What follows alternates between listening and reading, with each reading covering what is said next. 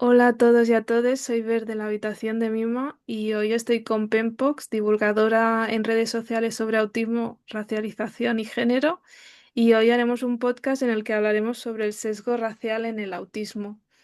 Hola, ¿cómo estás? ¿Estás algo Bueno, nerviosa? sentada y creo que bien. ¿Tú cómo estás? Pues un poco nerviosa, pero con ganas del podcast porque me parece un tema muy interesante, la verdad. Bueno. Bueno, Mi primera pregunta va sobre si puedes contarnos cómo afecta el retraso en el diagnóstico de autismo a las personas racializadas. vale, al igual que pasa con cualquier persona autista, independientemente de su etnia y su grupo cultural, está ese sentimiento de estar rota, ¿no?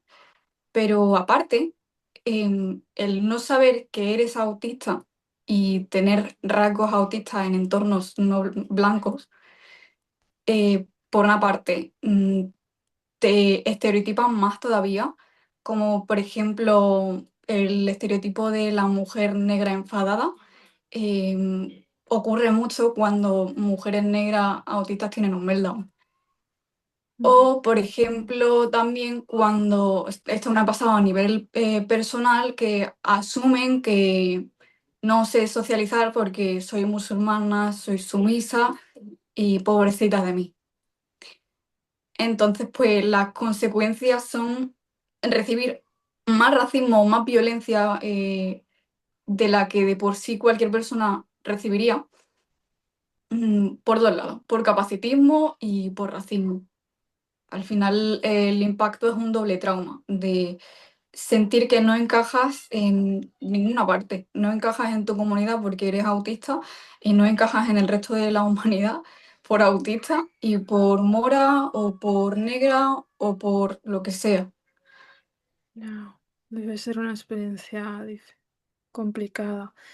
¿Y por qué crees que a menudo se diagnostican primero trastornos del comportamiento u otros diagnósticos erróneos antes que el autismo en personas racializadas? Bueno, esa pregunta se responde con, bueno, con el racismo sin más, como que asume que todas las personas no blancas, o sea, nativas americanas, africanas, asiáticas, somos bárbaras, somos salvajes. Entonces se va a asumir antes que tenemos un trastorno negativista, a que pues simplemente no queremos algo. En el sentido de que si yo, por ejemplo, tengo un ataque de ansiedad, mm, por cualquier cosa que me pueda ocurrir en la vida, eh, antes que pensar que es ansiedad y que a lo mejor estoy pasando por un mal momento, van a decir, madre mía, la loca esta, la mora, que en su cultura hacen cosas muy raras y como que asumen, o sea, piensan antes en la racialización antes que en la neurodivergencia. Antes de decir están mal de la cabeza, dicen es que es porque es mora, es porque es negra, es porque es gitana. No sé si me he explicado. Y siento mucho por usar eh, el lenguaje capacitista, estoy intentando expresar lo que dice la gente neurotípica así sin más, pero no es que estemos locas ni nada. Vale. ¿Y cómo interfieren los estereotipos raciales en la evaluación y diagnóstico del autismo? Bueno, aquí voy a hablar un poquillo de a nivel personal, ¿no? Que en mi infancia, cuando mis padres intentaron saber qué era lo que me pasaba, porque siempre supieron que había algo, asumían que las cosas que me ocurrían eran debido a la cultura en lugar del autismo. Mm. Por ejemplo, con el habla. Tardé más tiempo de lo que la gente presupone, bueno, la etapa del desarrollo neurotípica en hablar. Empecé a hablar más o menos a los 4 años. Y cuando mis padres intentaban buscar respuesta a, oye, ¿por qué la niña no habla? Les decían que era porque me hablaban en dos idiomas. en lugar de uno y que tenían que quitar un idioma. No vieron en ningún momento tratamiento logopédico, disculpa, tratamiento de logopeda, ni audición ni lenguaje, ni nada. Era como, quítale el idioma, porque es culpa de que tienes dos idiomas en lugar de, pues yo qué sé, simplemente un desarrollo diferente. Ese es uno de los secos raciales que más destaco. Pero pueden haber montones, como que, por ejemplo, en algunas culturas africanas, mirar a los ojos se ve como algo desafiante. Entonces, de por sí, en esa cultura y en ese contexto, no mirar a los ojos no se ve como algo ni de mala educación, ni que pues sea lo típico que hacen las personas autistas de no mirar a los ojos, sino que pues se ve algo normal. Y eso, cuando tú viajas a otro país o emigras y haces alguna evaluación, para ti, o sea, es un sesgo racial, pero no siempre por parte de los profesionales. Asumirán que tú puedes asumir, oye, que esto es normal en mi cultura, y la otra persona va a decir, no, pero tú eres autista, y eso también hace que diagnostiquen a personas o, bueno, inicien diagnósticos que al final no terminan en nada porque no son autistas. em, con eso, que con autismo cuando realmente no son autistas. Entiendo. Eh, o sea, se acaba evidenciando con el tiempo que no son autistas, no es algo, no es lo típico eso de diagnóstico falso, falsos autistas, no. Vale. Em, ¿Y cómo afecta este retraso, este diagnóstico erróneo, especialmente en mujeres y niñas racializadas? ¿Qué consecuencias tiene para ellas? La primera consecuencia que puede tener en mujeres y niñas es a nivel personal, creo, bueno, por experiencias que también conozco de otras mujeres racializadas, es el abandono escolar. Em, si ya de por sí las comunidades de, al menos aquí en España, ¿no? Las comunidades de personas racializadas tienen una tasa de abandono escolar mm, mucho más alta cuando presentan alguna neurodivergencia o no. Si además son neurodivergentes y no se diagnostica, van a asumir antes que es que tú no sirves para eso. O, bueno, mira, voy a hablar de mi comunidad, de la comunidad mora, ¿vale? Em, En el sistema educativo se asume, por ejemplo, que las moras dejan de estudiar muy jóvenes para casarse y tener hijos. Y a lo mejor no es que se le den malos estudios ni nada, sino que pues es un seco, un prejuicio que existe hacia esa comunidad. Entonces ya de por sí no van a tener motivación de enseñarles o nada, o sea, como que no van a querer que evolucionen. Y al final las consecuencias son que tienes pocos estudios y no puedes trabajar de manera digna o de lo que tú querías con esos pocos estudios, lo que conlleva pues violencia económica y todo eso. ¿Qué pasa con las mujeres neurodivergentes racializadas? Pues que si ya es neurodivergente, la etapa escolar o educativa es horrible y para personas racializadas, pues casi lo mismo, no por el nivel, sino por el bullying o el acoso que pueda llegar a sufrir. Al final es eso, exclusión social. Disculpa, de verdad que me trabo mucho. Yo No, no te no preocupes, te sé, estás o sea, expresando muy bien. normalmente en los vídeos no se ve esto, pero soy de trabarme un montón y tartamudear y eso. Bueno, pues eso, exclusión social y económica y esa es como que para mí la mayor consecuencia negativa. Vale. Y bueno, hemos estado hablando del sesgo racial en el autismo y ahora hablaremos más del racismo dentro de la propia comunidad autista. ¿Has experimentado o visto exclusión o invisibilización de personas racializadas dentro de espacios autistas? Por desgracia, sí. He visto a personas autistas blancas ser racistas con personas autistas no blancas. Han sido racistas conmigo y islamófobos. Y es bastante desagradable porque el hecho de pertenecer a una comunidad mm, doblemente excluida, que es ser racializada, o sea, dos comunidades realmente, una interseccionalidad, hace que no me sienta segura casi en ningún espacio, ¿no? En mi comunidad racial puedo sufrir violencia por autista, pero es que en la comunidad autista, y esto no sé por qué a la gente le da cosa decirlo, que hay racismo dentro de la comunidad autista, eh, pues bueno, no, nadie piensa en deconstruirse, de decir, oye, a lo mejor la única visión que tenemos sobre el autismo es de personas blancas. No vemos yo no conozco activistas autistas de mi etnia, a nadie. No conozco a nadie que diga cómo,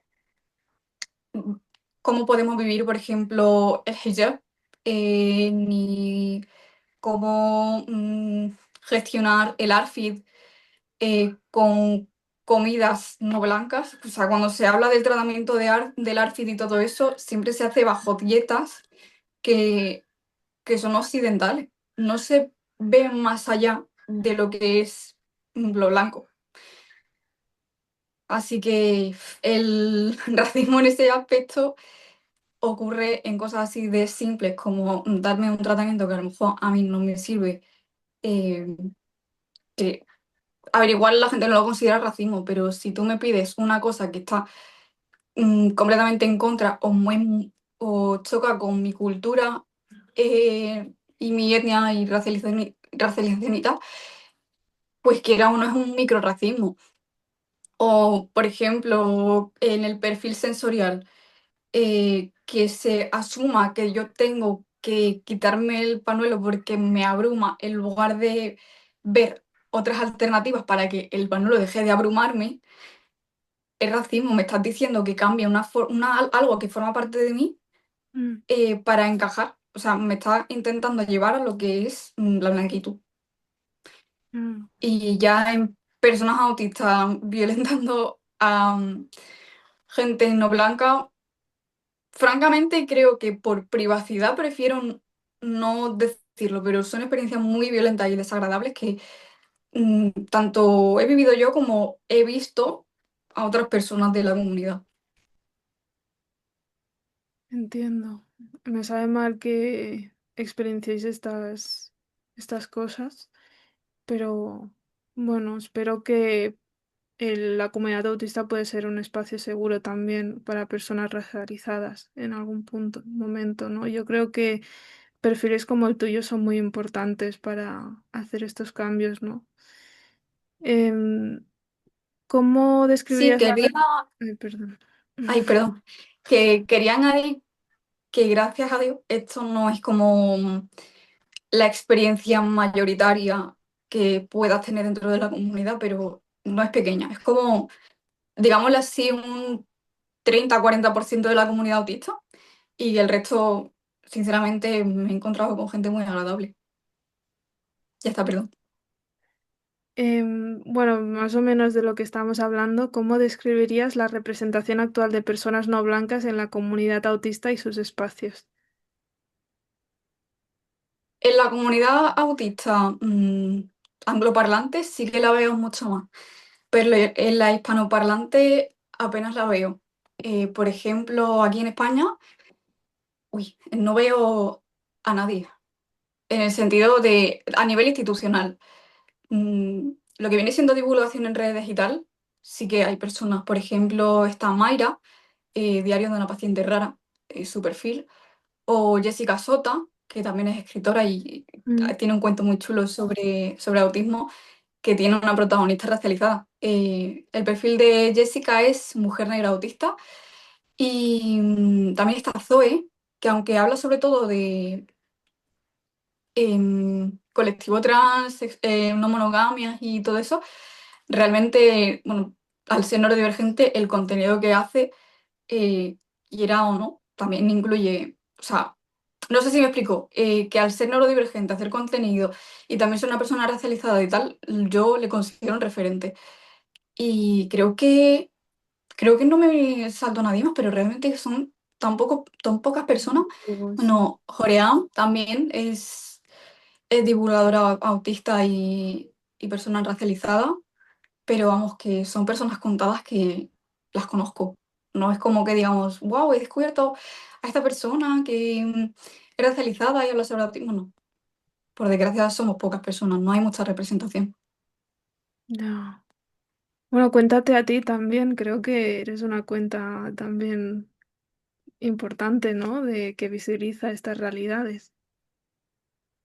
Sí, a ver, intento hablar de la racialización, pero es un poco complejo, ¿no? Mm. En un vídeo de 1 minuto suelen haber como que confusiones y recibo una cantidad de racismo en mis comentarios que a veces me da mucha pereza y simplemente hago contenido de autismo en general, ¿no? Pero sí que intento siempre reforzar que la racialización y el género, pues quieras o no, te afecta un montón a la vivencia autista. Entiendo. ¿Y crees que existe un sesgo racial en lo que la comunidad autista considera como autista? ¿De qué manera crees que estos sesgos afectan a la solidaridad y al activismo dentro de la comunidad autista? Bueno, aquí te he hecho como dos preguntas a la vez, pero Sí, ¿qué consideras? ¿Cómo se manifiesta este sesgo racial? lo primero que podría comentar es que cuando vemos a una persona racializada, no asumimos, o sea, si alguien blanco te dice que es autista, no dudas de esa persona. En espacios autistas te quiero decir, ¿no? Digamos asociaciones o lo que sea, si una persona blanca dice yo soy autista, no van a cuestionarle tanto como cuestionan a una persona racializada, Mm. porque está en el subconsciente, me parece, de todo el mundo que tú no puedes ser moro y autista, como que son cosas incompatibles y es una, discúlpame la expresión, cosa de blancos, ¿vale? No, incluso, o sea, el sesgo está tanto en la comunidad autista como en la comunidad racializada. Y cuando intentas, pues, recibir atención o lo que sea, mm, como persona autista, se duda mucho más de ti. Tienes que demostrar una y otra vez que eres una persona autista. Creo que igual en este aspecto me entiendes porque le pasa a casi toda la gente autista adulta, pero como cuando me ven con el panuelo y que ven que mi nombre es diferente, como, o sea, un nombre moro, digámosle así, pues eso lo que a mí me pasa no es autismo, es que en mi cultura las cosas son así, es que en mi cultura las mujeres son de esta manera y de la otra, entonces pues lo mío no es autismo, es que es de mi cultura. Y eso es un sesgo racial. No es que las mujeres de mi cultura sean así o asá, las personas somos personas. Y somos diferentes entre todas, ¿no? Pero bueno. ¿Y de qué manera crees que estos sesgos afectan a la solidaridad y al activismo dentro de la comunidad autista? A que hay autistas que son muy racistas. En general, las personas que se siguen llamando así más Asperger, no hace falta dar muchos detalles para entender por qué estas personas son racistas, ¿no? Mm. Pero por si acaso esto lo ve alguien que no conozca a Asperger, fue un médico de la etapa del señor con bigote que capturaba a autistas y catalogaba entre autistas útiles y no útiles. Si tú sigues usando el nombre de una persona que hizo eso con gente, con seres humanos, y que tenía unos ideales un poquito racistas, pues no me extraña que sea racista con el resto de personas. Entonces, pues pasa mucho eso, que yo siempre recibo mucho el comentario de autista no es lo malo es lo que tienes en la cabeza o lo malo es tu gente. No, o sea, dentro de la comunidad autista no ven quizá el propio autismo como malo, pero sí ven mi etnia como algo malo, cuando es como, tío, somos seres humanos. es que somos seres humanos. Totalmente. Y, y es muy injusto, ¿no? Pero ¿cómo se percibe el autismo dentro de la comunidad racializada a la que perteneces, en tu caso, la norteafricana y musulmana? Como una falta de fe o una posesión, así de claro. A nivel general, cuando una persona tiene problemas de salud mental, asumen que es falta de fe o que un jinn, un genio, o como quieras llamarle, le ha poseído. Entonces, es más habitual y más común que intenten curar a esas personas con excesiva religiosidad o con exorcismos que tratar de llevarle a un especialista a ver qué es lo que le pasa. Y esto, quieras o no, pues genera un trauma religioso muy tocho. Y cuando sales del armario, ¿no? Dentro de esta comunidad, a mí al menos lo que me ha pasado es como, no, o sea, a ti no te pasa nada. O sea, lo típico de decir, oye, tengo ansiedad o tengo depresión. No, no, no, a ti no te pasa nada. A ti lo que te ocurre es una falta de fe, una falta de práctica. Y si ya tengo un meltdown o un shutdown, es que estoy poseída. Y es realmente en lo que yo querría hacer siempre hincapié en mi comunidad, porque no todos los problemas de salud mental son falta de fe. Puede que la salud espiritual sea algo súper importante, para mí lo es, pero tener poca salud espiritual no me hace tener un ataque de ansiedad ni tampoco tener un meltdown. Un meltdown me lo causa una sobrecarga sensorial. Se ve como eso, o sea, Mm. una posesión o una falta de fe, así tal cual. O quizás las personas que sí que lo vean un poco más como algo médico, lo ven como una enfermedad curable. Me he topado con muchas personas de mi comunidad que me han dicho que si tomando miel me curo, que si hay tal alimentación que me va a hacer bien. Los típicos remedios estos que existen, que son pseudociencia 100% de cura del autismo, pues eso, es como la visión general que tienen estas personas. Y no es por, o sea, esto no quiero que se use en contra de mi comunidad. Esto puede ocurrir en cualquier comunidad, en cualquier momento. Hace 50 años el autismo se veía así en España también. En la comunidad blanca española te quiero decir Mm. que pobrecito que son unos enfermos o en la iglesia es que está poseído porque tiene un meltdown. Mm, no quiero que esto se use para atacar a mi comunidad, sino para entender pues que simplemente hay menos información sobre el tema. Muy interesante todo lo que explicas, ¿no? Que también venía de la propia cultura cristiana, ¿no? Que no es solo algo que tenga que estar en tu propia cultura, comunidad, ¿no? ¿Y qué impacto tiene esta falta de comprensión o aceptación en la vida de las personas autistas dentro de estas comunidades? Pues voy a contarte algo que me pasó en Ramadán.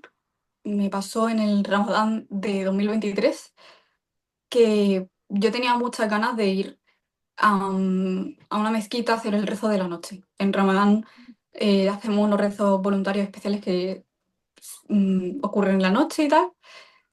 Y me hacía ilusión ir a una mezquita en específico porque alguien daría una charla en español. Bueno, eso ya es algo a nivel de comunidad interno que estamos siempre debatiendo y exigiendo, y es que las charlas se den en español, no única y exclusivamente en árabe o en urdu o en tamazight, o sea, idiomas que hablan la comunidad, las personas que dirigen la mezquita, pero que igual no todo el mundo habla. En fin, yo estaba muy ilusionada por asistir a esa charla, por rezar en comunidad y todo eso. Y hay un problemita con la zona de las mujeres, y es que la hacen minúscula. Esto es un problema de machismo, no de la religión en sí, porque en la religión hombres y mujeres y personas intersexuales somos todas iguales. Mm. Em, bueno, ocurrió que cuando yo ya estaba en la mezquita, que llegué temprano, cogí mi sitio y todo eso, En el último momento se me rompió el plan, porque me enteré que la charla no la daría la persona que la iba a dar. Eso ya me generó bastante malestar. Y yo en ese momento estaba en un burnout, estaba todavía procesando mi diagnóstico, por así decirlo, y fue como un detonante, un pequeño detonante de, jolín, he venido aquí con toda la ilusión del mundo, con un plan, me han roto el plan porque ya no voy a hacer lo que yo pensaba que haría. Y aún así me quedé, intenté disfrutar lo que podía de la noche, pero se llenó de tantas personas, había tantos ruidos y tantas personas como que tenían gente detrás, delante, a mi lado, con tantos estímulos que acabé teniendo un meltdown. Y cuando tuve ese meltdown, traté de salir de la mezquita. Fue casi imposible porque las mujeres no me dejaban salir. Estaban como que, ¿qué haces saliendo? ¿Pero por qué te pones así? ¿Qué te pasa? Y miradas como que de juzgarme un montón, de esta chavala está mal de la cabeza. ¿Qué pasa? Bueno, que esa situación a mí me puso peor todavía. Saber que me estaban mirando mal, que muchas personas me estaban diciendo, pero ¿por qué te sales? No, que ya que estás aquí, continúa, no sé qué. Me puso peor todavía. Salí como pude y tuve el meltdown más grande que tuve ese año. O sea, después, haciendo memoria, es como, fue el peor meltdown que tuve ese año. Me duró casi 3 horas, pero meltdown, o sea, explosivo.